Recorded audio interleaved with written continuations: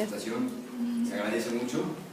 Bueno, yo me llamo Antonio Arroyo, soy en tercero B y mi supervisor es Mario Alberto González. Mi tema es el colapso social. ¿Alguien sabe qué es el colapso social?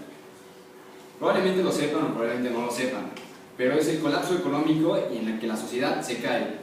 O sea, que el gobierno deja de existir, deja de haber reglas. Ya no en la sociedad, ya no hay alimentos, ya no hay mercados, ya no hay nada. Ya no existe. Un país sin gobierno, sin nada. Bueno, este es el objetivo. Mi objetivo es muy sencillo. Quiero demostrar a unos economistas cómo se puede prevenir un colapso social.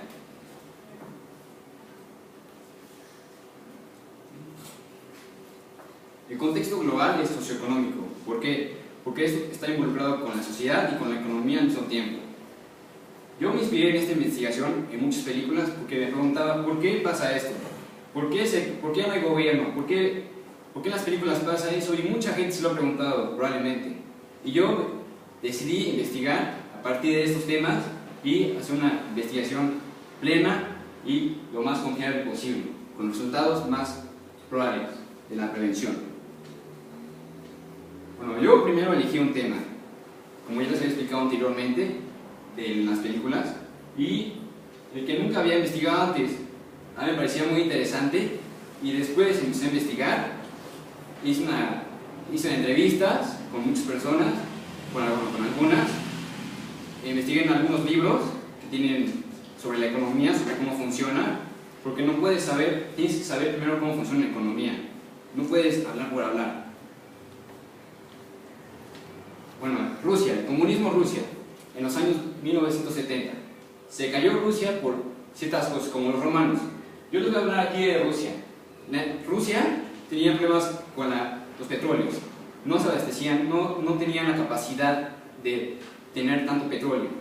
También la agricultura pasó unos 20 años una decadencia enorme. Y eso produjo que se colapsara en los años 1990. Se ve la imagen del petróleo y cómo se colapsó, o sea, cómo la agricultura bajó dramáticamente en cuestión de décadas.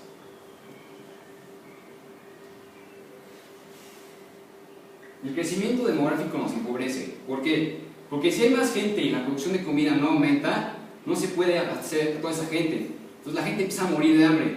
Entonces eventualmente esa gente muere y el abastecimiento de comida vuelve a sus niveles normales que a los de la gente. En un sistema capitalista, porque en un sistema comunista la comida se reparte entre todos. Las masas provocan la locura colectiva. Probablemente ustedes ya lo pasaron en 2008, cuando la bolsa de Nueva York se colapsó o entró en una recesión. ¿Por qué? Porque la gente ve que a una empresa le está yendo bien, entonces deciden invertir su dinero ahí. Pero esa empresa, ese no ya no vale tanto, entonces se infla y se crea una burbuja. Y la burbuja llega un momento que explota, por así decirlo, que no explota. Aquí se ve que el socialismo es la abolición de la economía racional. El socialismo es muy básico. El gobierno controla la producción. Entonces, si una persona necesita tenis para correr, entonces el comité organizador recibe esa demanda, pero decide hacer botas. ¿Por qué? Porque las botas son buenas y son duraderas. Entonces prefiere hacer eso para que todo el mundo tenga eso y no tenis. Entonces el consumidor se queda triste y no obtiene lo que quería. La economía es un yo-yo. Si han visto gráficas como estas, si han visto gráficas, la economía nunca va recta, va como en picada, así sube, baja, sube, y eso es porque es el yo-yo. El capitalismo destruye lo viejo y crear lo nuevo. ¿Por qué? Porque cuando hay un colapso económico o recesión, lo viejo, como las empresas que ya no venden productos, se van deshaciendo, así como digamos las televisiones grandes, viejas, ¿no? Pues eso ya no se vende ahora. Entonces, pues esa empresa quiebra y hay desempleo. Entonces crean nuevas televisiones de plasma que la gente pueda consumir. Esto de I love capitalism es sarcasmo, porque yo no amo el capitalismo y soy como entre el socialismo y el comunismo.